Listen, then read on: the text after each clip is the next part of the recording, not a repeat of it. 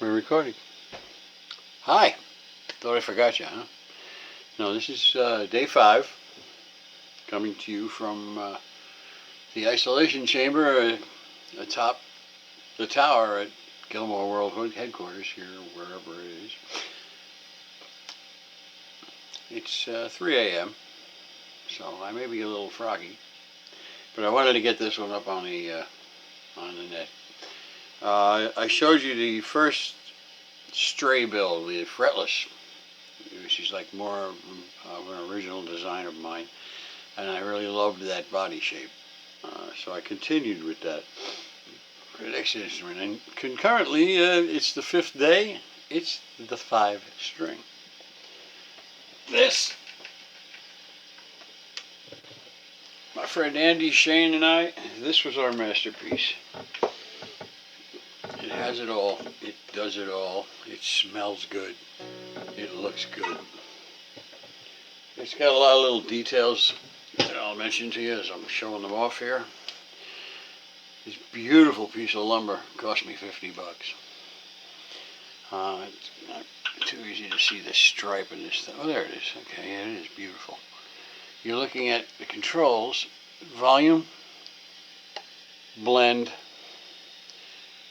mid. Oops, whoa, get it on camera again. Mid and bass and treble and something else. I don't know what the hell. There's a lot of controls in here. They're all EMG. EMG ceramics. Like the fretless, which I didn't mention yesterday, it's semi-hollow. Okay, what it is actually, it's 2 pieces of wood glued together this way. But before they glued together, I chambered it. And this is 1991. I turned 50 in 91. The Gulf War started same night. I got $50 from someone, I think my parents, $1 a year. So I went out and bought a piece of wood. I spoke to my friend Andy and I said, let's do something with this. And this is it. Again, I was on a Schaller kick. You can see the bridge. Adjustable spacing. So, I mean, once you set it, you're done. But to be able to do that once you've nailed this thing to the body, it works out pretty well. Once again, also, it's countersunk into the body so that you get the action down as low as possible. The Dario half-round strings. The metalwork I did all myself. The heel of the neck I'm especially proud of. It's completely contoured to come right off the back of the neck heel itself.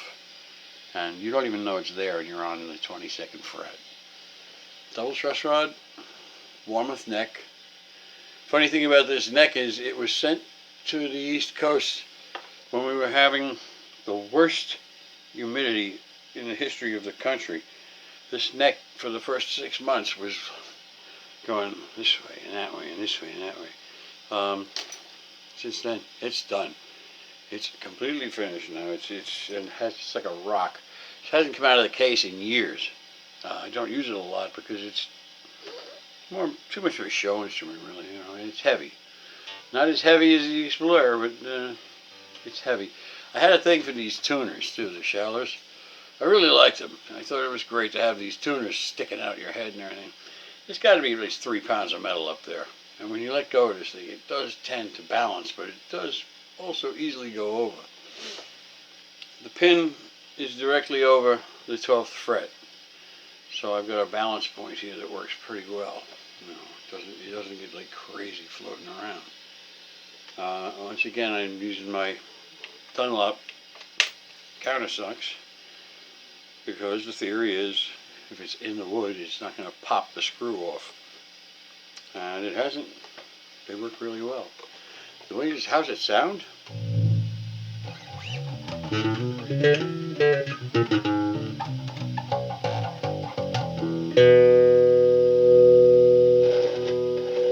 little scratchy. And that little scratchy confuses me because I don't know if you've noticed, but there's a piece of piano felt underneath each one of those. I mean, the details that we went to with this was just a little absurd. But once again, you don't see any inlays or anything like that. This was my own design also. It was on the fretless. You don't see any frills on any of these builds of mine. I usually tell people if you want something worked on, it's either tools or jewels. I do tools.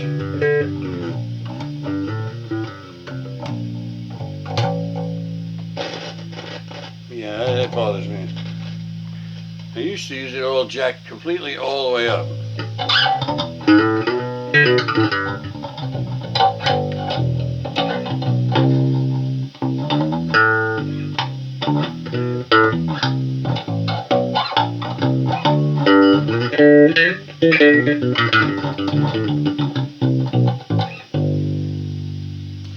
And there's an 8-inch speaker in this workstation here. I'm not going to push it. Maybe a little. I did have a reputation of blowing up amplifiers. Let's see.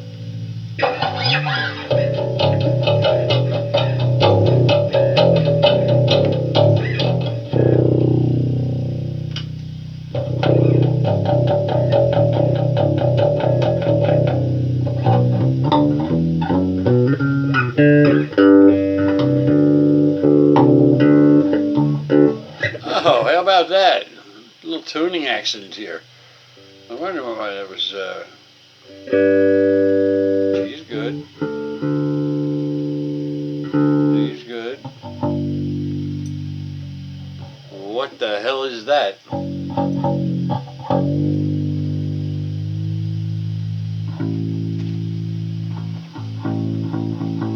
It's supposed to be A.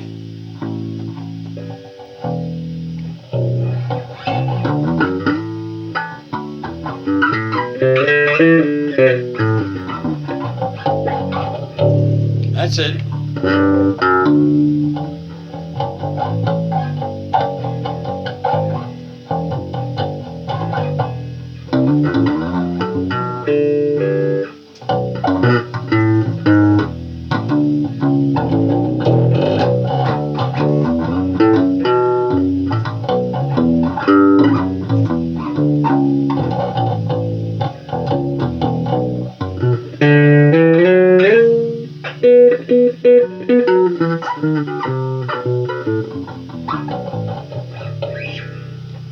Andy Shane, rest in peace, brother.